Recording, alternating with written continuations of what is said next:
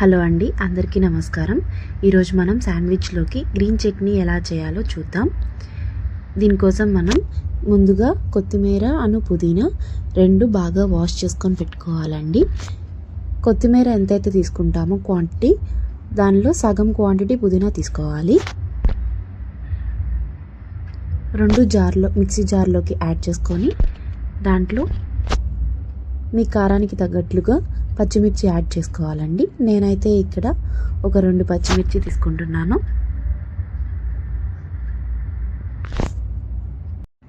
కొంచెం చిన్నుల్లిపాయ యాడ్ చేసుకోవాలండి.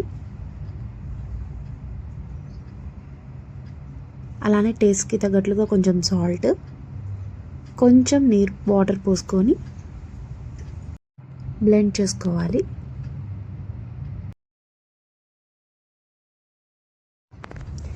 అంతేనండి, చాలా సింపుల్. చూస్తున్నారు కదా, చాలా చాలా బాగుంటుందండి ఈ గ్రీన్ చట్నీ శాండ్విచ్లోకి.